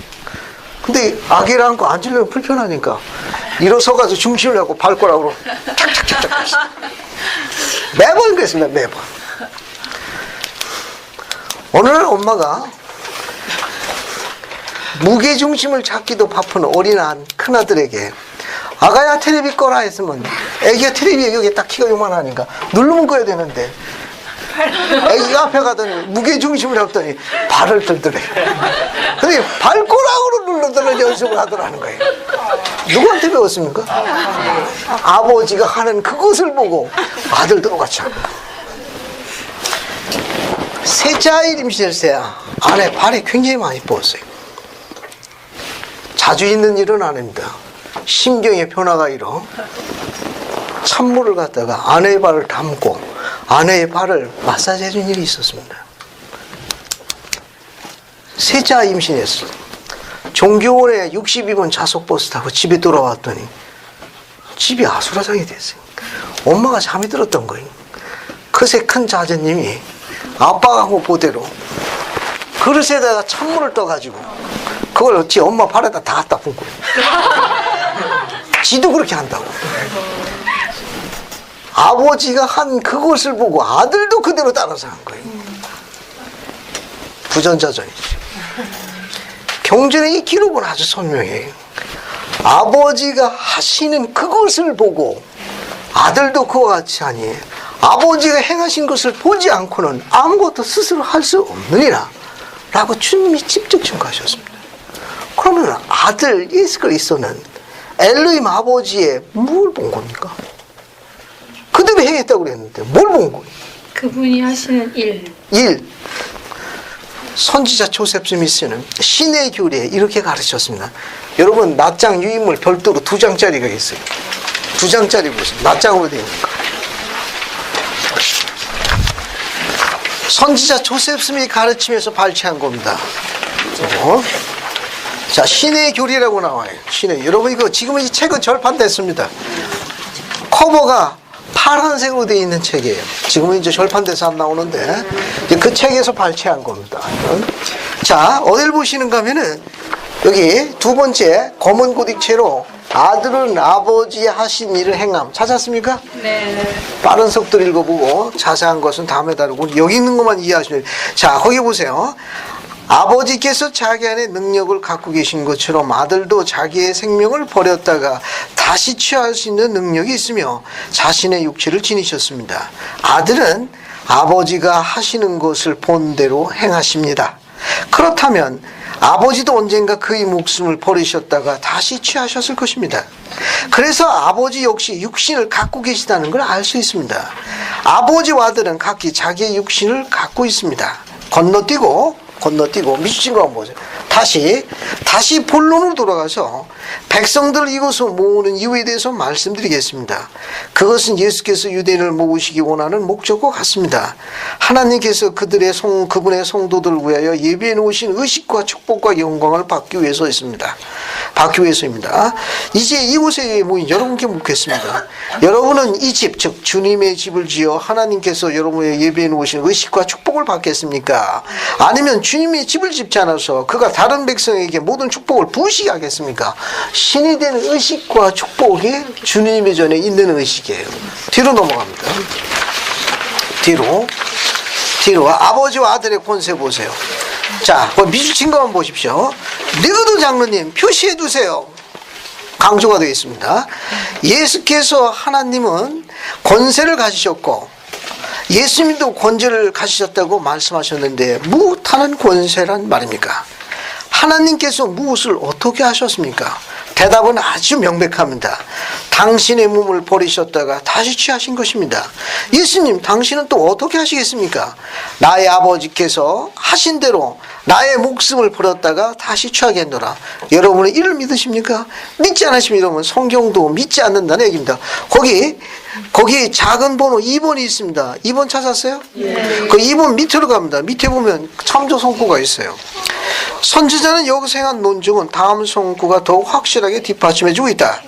아들이 아버지 하신 일을 보지 않고는 아무것도 스스로 할 수 없나니 아버지께서 행하시는 그것을 아들도 그같이 행하느니라. 요한복음 5장 19절. 이 말씀은 뭐냐면 앞에 보세요. 하나님 아버지 그의 아들 예수 그리스도 즉 승용에 오른 영광의 불멸의 육신을 갖고 계신 분들입니다. 아들은 아버지가 한때 지상에서 고하셨다가 목숨을 버리셨다가 사망을 이기시고 영광의 부활의 등급에 승리에 오른 사람이라는 걸 증거했습니다. 그 과정을 똑같이 아들도 한다는 거예요. 이 교리에 대한 가르침이 요한복음 5장 19절입니다. 좀 더 자세하고 그런 과정에 관계되는 건 주님의 집에서 알게 될 거예요. 그 의식을 받고 하는 것은 신이 되는 과정입니다. 그게 다른 데서 배우는 게 아니라 주님의 집에서 배우는 거예요. 주님의 집에서 배우는 그 의식은 신이 되는 과정입니다. 낮에 우리가 복천년에 들어가게 되면 첫째 부활의 아침에 그 의식에 관계되는 거 공부할 거예요. 우리가 갖고 있는 계시에서도 몇 가지 흥미로운 게 나와 있습니다. 요한계시록 한번 볼까요? 자, 요한계시록 2장 17절 한번 보세요. 요한계시록 2장 17절입니다. 자, 요한계시록 2장 17절 보세요. 자, 거기 보면 귀 있는 자는 성령이 교회에게 하시는 말씀을 들을지어다.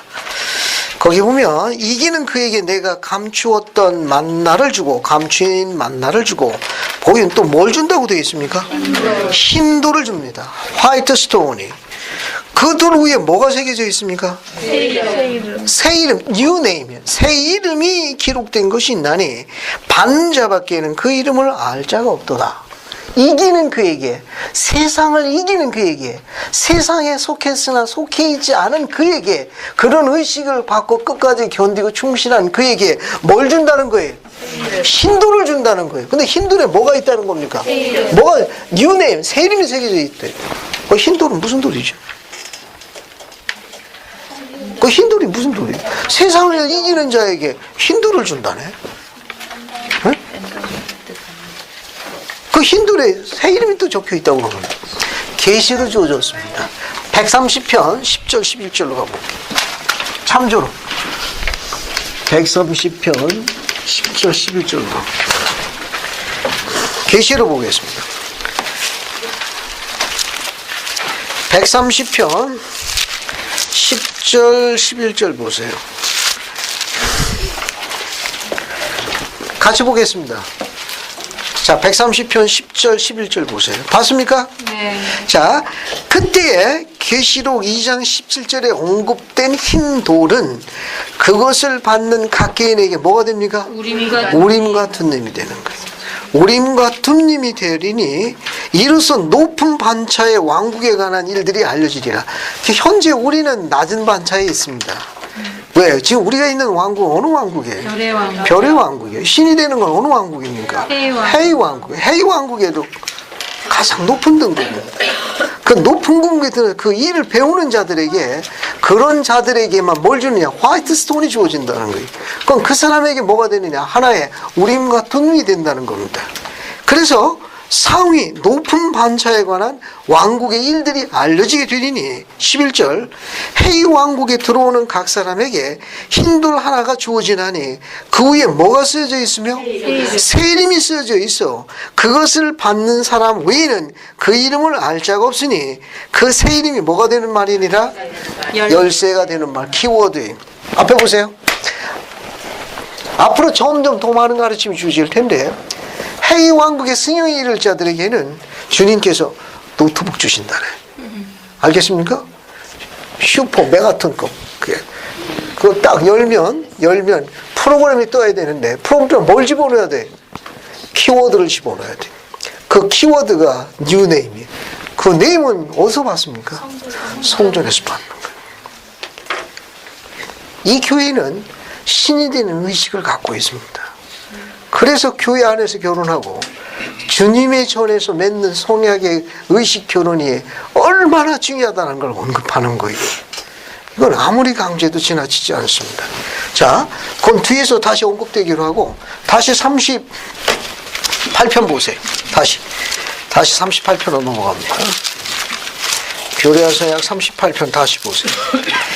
이거 보기 전에 35편 2절하고 35편 요 두 절을 같이 볼게요. 35편 2절하고 38편 27절하고 같이 볼게요. 우선 35편 2절을 먼저 봅시다. 35편 2절을 먼저 보죠. 봤습니까? 네. 임크소 형제님 35편 2절 한번 읽어줘요. 나는 하나님의 아들 예수 그리스도이니 세상의 죄를 위하여 참으로 내 이름을 믿을 모든 자의 죄를 위하여 십자가에 못 박힌 자라. 그리한 것은 그들로 하여금 하나님의 아들이 되게 하여 내가 아버지 안에서 하나인 것 같이 곧 아버지께서 내 안에서 하나인 것 같이 참으로 내 안에서 하나가 되게 하여 우리가 하나가 되게 하려 함이니라. 감사합니다. 밑에서부터 네 번째 줄 보세요. 거기 35편 밑에서부터 네 번째 줄. 곧 아버지께서 내 안에서 하나인 것 같이. 아버지께서 내 안에서 하나인 것 같이. 뒤에 뭐라고 되어 있습니까? 참으로 뒤에. 내 안에서 하나가 되어 우리가 하나가 되려 합니다. 주님이 원하시는 시온의 영이. 주님이 원하시는 건 뭐냐면 내 안에서, 주 안에서 하나가 되라는 거예요. 그래서 주와 나와 하나가 된 것처럼 너희도 뭐가 되라는 겁니까? 하나가 되라. 결국 하나님의 것은 하나가 되는 거예요. 즉 나누는 것은 하나님의 것이 아니라는 겁니다. 그러니까 하나님의 것은 하나가 되는 거예요. 그걸 해치고 나누는 건 전부 시온의 개념이 아니에요. 시온의 영, 단합의 영이라는 건 하나가 되는 거예요. 주 안에서 하나가 된 것처럼 너희도 하나가 되라고 이야기했습니다. 그러니까 단합의 영, 시온의 영, 하나님의 것은 전부 하나로 묶는 거예요. 그걸 세퍼레이트 하는 거, 그걸 나누게 하고 디바이드해서 분리하는 건 전부 시온의 개념에 반대되는 겁니다. 이게 전부 반대되는 거예요. 그러니까 결국 이 말은 뭐냐면 내 안에서 하나가 된 것처럼, 그 말은 주 안에서, 칠판에 한번 적어볼게요. 내 안에서 하나가 된 것처럼 누구도, 우리도 하나가 되라는 겁니다. 이 내용은 요 38편 27절과 관련이 있습니다. 27절 보세요. 38편 27절. 정리가 다 돼갑니다. 38편 27절 같이 보세요. 봤습니까? 네. 자, 한번 읽어볼게요. 손수 형제님 38편 27절 한번 읽어주십시오. 보라, 이를 내가 비유로 너희에게 주었거니와 이는 참으로 나와 같으니라. 내가 너희에게 이르노니 하나가 되라. 만일 너희가 하나가 되지 않으면 너희는 나의 것이 아니니라. 감사합니다. 하나가 되는 거 누구 것이라는 거예요? 하나님의 것이요. 세퍼레이트하고 나누는 건 누구 것입니까? 하나님의 것이 아니에요. 시온의 것이 아니에요. 이거는 악에서 온 거예요. 주목하십시오. 그러면 주 안에서 하나가 된다는 건 어떻게 되는 걸 이야기하죠? 어떻게 돼야 주 안에서 하나가 되는 겁니까? 여기 보면 내 안에서 주 안에서 하나가 되라고 그랬는데 어떻게 하는 것이 주 안에서 하나가 되는 거죠? 그걸 알아야 주 안에서 하나가 되죠. 주 안에서 하나가 된 것처럼 내 안에서 하나가 된 것처럼 너희도 하나가 되라고 이야기했습니다. 그렇게 하나가 돼야 내 것이라고 그랬고 만약에 하나가 안 되면 내 것이 아니라고 그랬어요. 우리가 말씀 속에 깊이 조자매님. 우리가 말씀 속에 깊이 들어가서 권능을 받고 하나님의 성령의 인도자가 됐다고. 감사합니다. 거반 맞은 걸로 하겠습니다. 거반. 그래도 섭섭해서 한 말씀 하시겠다는 분 있습니까? 지도자의 말씀에 순종. 지도자의 말씀에 순종한다는 거. 좋습니다. 한 번만 더 모셔볼게요. 또 섭섭하실 것 같아서. 주 안에서 하나가 된다는 거. 모든 사람이 이웃을 사랑하고. 박경재. 모든 사람이 이웃을 사랑하고 다 사랑 그냥 하나입니다. 어때? 박경재 그렇게 하기 쉬울 것 같아? 제일 어려운 게 제일 어려운 거 사실은 이웃을 내 몸같이 사랑한다는 게 그게 제일 어려운 게 감사합니다. 앞에 보세요. 이제 정리해 볼게요. 주 안에서 하나가 되라. 내 안에서 하나가 될 그 말씀은 뭐냐면 쉽지는 않지만 불가능한 건 아니에요. 주가 보는 것을 나도 보고 주가 듣는 것을 나도 듣고 주가 말하는 대로 나도 말하고 주가 결정하는 대로 나도 결정하고 그래서 주와 함께 걸어가는 겁니다. 좀 문장이 좀 어렵지만 불가능한 건 아니에요. 내 안에서 하나가 되라는 건 즉 내 뜻과 내 목적과 내 마음과 하나가 되라는 거니까 주가 보는 것을 나도 보고 주가 느끼는 걸 나도 느끼고 주가 듣는 것을 나도 들으며 주가 이야기하는 걸 나도 이야기하고 주가 베푸는 것을 나도 베풀고 주가 결정하는 대로 나도 결정하여 주와 함께 걸어가는 것을 주 안에서 하나가 된다고 그랬습니다. 그러면 우리도 하나가 된다고 그랬으니까 아내가 보는 것을 남편도 보고 아내가 느끼는 걸 나도 느끼고 그녀가 수여하고 싶은 걸 나도 수여하고 싶고 그녀가 결정하고 싶은 대로 도와주고 함께 걸어가면 둘이 어떻게 된 거예요? 둘이 하나가 된 거예요. 그 여자가 다른 데 가겠습니까? 그 여자가 어디를 가겠습니까? 복천리에 첫 아침에 누구 옆에 가겠냐고. 내 안에서 하나가 되라고 그랬고 그러면 아내도 마찬가지.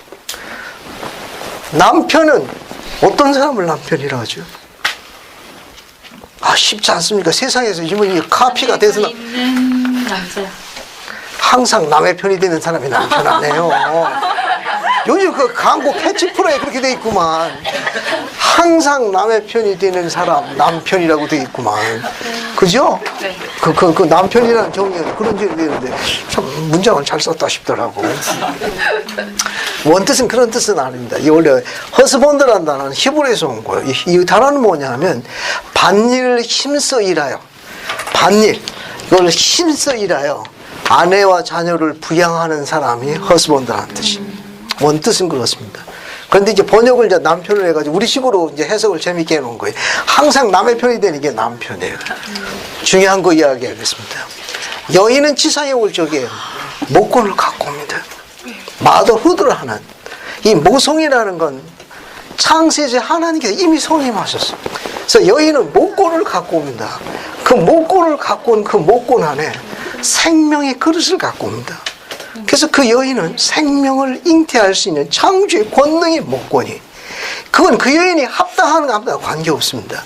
하나님께 동업자로 창세전에 이미 성임했어요. 그 지상에 올 적에 목권을 갖고 옵니다. 그래서 주님께서 사망을 이기시고 새 생명, 부활이라는 새 생명을 얻으실 적에 그분이 십자가에서 뭘 흘렸어요? 피를 흘렸어요. 그 지상에 새 생명을 데려올 적에 동업자인 그 딸도 반드시 뭘 흘려야 됩니까? 피를 흘려야 돼. 피를 안 흘리고는 생명이 지상에 잉태가 안 됩니다. 주의 깊게 들어주십시오. 아무리 강조해도 지나치지 않는 건 내 집을 온유함으로 다스리겠다는 건 그 딸이 합당하든 안 하든 짜증을 내든 안 하든 즉 거칠든 안 거칠든 뭐 이런 거 다 떠나가지고 내 아이의 어미로서 피를 흘렸다는 걸 존중해야 합니다. 그 어미가 피를 안 흘리면 내 생명의 씨앗들이 지상에 못 와. 창조가 안 돼. 불가능한 거예요. 그 딸이 꼭 피를 흘려줘야 돼. 따라서 그 딸을 존중해야 될 이유를 갖고 있습니다. 자, 이야기를 다시 원점으로 돌아가겠습니다. 내 안에서 하나가 된 것처럼 너희가 하나가 되라는 설명을 하기 위해서입니다. 자, 그러면 그 남의 편만 대주는 남편이 섭섭할 수도 있습니다. 하지만 남자는 그 신권이라는 걸 합당할 때 의로운 남자에게만 신권을 주시는 거예요. 그 의로운 남자가 성약을 맺게 되면 하나님의 반차에 따라 그가 족장이 됩니다. 소위 고대 축복사로 감리 요건이. 항상 남의 편에 대해서 마음에 안 들지만 신의 율법에 따라 그가 이 가정의 머리가 되신 분이에요.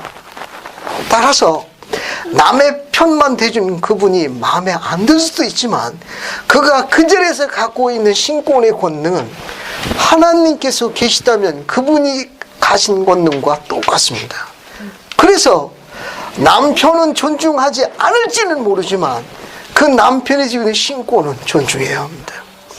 그 신권을 존중하게 되면 그 여인이 호울이 거룩하게 됩니다. 거룩하게 되면 경건을 초대합니다. 경건을 초대하면 그 여인이 어떻게 되느냐? sanctified. 정결하게 돼가지고 세상적으로 볼 적에는 남의 편만 돼가지고 마음에 안 들 수도 있어요. 원수진 그런 원수도 있을 수 없어요. 그렇다 하더라도 그 신권을 존중하기 시작하게 되면 그 남편에 대한 그 신권의 존중은 존경심을 불러옵니다. 그 존경심은 그 여인은 어떤 상태로 가느냐? 호울이 거룩한 상태로 올려요. 거룩한 상태로 올리게 되면 세상의 눈으로 봤던 그런 것들을 sanctify, 정결케 그것을 정리해 줍니다. 그걸 정결케 해주면 그 여인에게 뭐가 임하느냐? 계시가 임합니다. 그래서 그 남편과 가장을 통해서 그 남편의 음성에 신의 음성을 듣게 됩니다. 그것이 가정 안에서 하나가 돼서 해외왕국이 되는 거예요. 그게 후기 성도의 가정의 하이라이트입니다. 다른 방법 없어요. 안 그러고는 해외왕국을 못, 그게 지상에서 안 이루어지면 해외왕국 가서도 불편해. 어머, 저 사람도 왔네. 나는 그 소리 한다니까. 어머, 저 사람도 왔어. 아유, 저 사람도 또 왔네. 왜 여간 불편한 거 아니에요? 용서하십시오, 표현을. 그러니까 후기 성도의 가정에서 주 안에서 하나가 되라는 뜻은 우리 딸들에게 달렸습니다. 절 보세요. 이제 정리하겠습니다. 족장, 축복사가 신권의 열쇠, 큰 열쇠를 갖고 있습니다. 그가 때문에 그 열쇠를 열어야만 행복과 충만한 모든 게 다 들어가. 하지만 그 감정원의 큰 열쇠는 족장이 갖고 있는 거예요. 하지만 그 족장에 갖고 있는 감정원의 권능이 행복의 충만함으로 이끌어가는 그 가정 안으로 대문을 열고 들어가면 금구가 하나 있어. 조그만 금구가. 거기에는 충만함과 행복함이라는 금구가 있는데 그 금구의 작은 열쇠를 하나님께서 그 아내에게 위임하셨습니다. 신권은 양용성을 갖고 있습니다.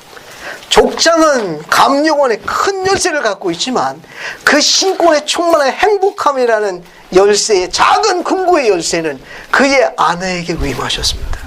그 아내가 그걸 안 열어주면 그 남자는 충만한 신권 가운데 승형에 이르지를 못합니다. 그 아내가 그 열쇠를 열어줘야 돼요. 오늘 가르침은 너희 등잔을 손질하여 타고 있게 하라고 가르치셨습니다. 아내가 그 남편에게 부드럽고 온유한 마음으로 위한 마음으로 그 등잔에 불길을 태워줄 수만 있으면 그 남편의 권능의 열쇠는 더욱더 탁오를 거예요. 힘들하고 어려워하는 자녀들에게 고대 선조의 어머니가 그 계시의 음성을 들은 것처럼 그 어머니가 계시의 음성을 들을 수만 있으면 그 어머니의 그 계시의 영에 타오르는 불빛이 자녀들을 바른 길로 인도할 거예요. 이런 과정들이 내 안에서 하나가 된 것처럼 너희도 하나가 되라. 그런 말입니다. 이제 여기에는 많은 자녀들이 와 있습니다. 이 교회는 자녀가 부모를 축복하는 세대에 태어난 증인들이고, 이 교회가 회복됐을 적에 어린 조셉에게 엘로힘께서 그렇게 이야기해요. 맨 처음 소년이 그래요. 이는 내 사랑하는 아들이니 그의 말을 들으라. 아들이 아버지를 얼마나 기쁘게 축복했으면 그렇게 된 겁니다. 이 교회의 시작은, 회복된 교회 회복은 자녀가 부모를 축복할 수 있습니다. 여러분이 가지고 있는 등잔에 부모를 축복할 수 있는 기름을 태우세요. 세상에 여러분을 부러워할 거예요. 세상이 가르쳐주지 못하는 충만한 행복의 여지를 허락할 겁니다. 여러분 그런 증인으로 태어난 사람입니다. 집에 돌아가시게 되면 힘겨움을 살아가고 있는 여러분의 아버지에게 위로받지 못한 삶 속에서 자신과 외로움과 싸우는 여러분의 어미에게 새 힘과 골수를 넣어줄 수 있도록 주님께 기도하시고 주 앞에 바르게 걸어가십시오. 만약 여러분이 그리 하시게 되면 그 딸에게 니파이 같은 아들, 여러분 어떻습니까? 어때요? 신라면 이청수와 같은 젊은이들을 여러분들의 후손으로 있는 것에 대해서 어떻게 생각하십니까? 세상 사람을만 하잖아요. 얼마나 익사이팅한 경우입니까? 주님은 그렇게 축복하실 거예요. 주님은 그렇게 약속하신 겁니다. 확장된 삶의 운명의 주인공이 되십시오. 여러분은 그런 기름을 주님께서 붓기를 원하십니다. 지금 기름 이야기로 이야기하고 있어요. 마치겠습니다. 방치되어 있는 나무나 오랫동안 바깥에 버려둔 나무는 불이 잘 안 지펴져요. 그 불을 태우려면, 불을 지피려면 그 장작더미나 방치된 나무에게 뭘 갖다 부어야 됩니까? 기름을 갖다 부어야 돼. 그래야 활활 타오르는 거예요. 여러분 주님께서 그 기름을 부은 사람들이에요. 집에 가가지고 실망과 좌절과 외로움으로 캄캄해 있는 여러분의 가족들에게 기름을 부세요.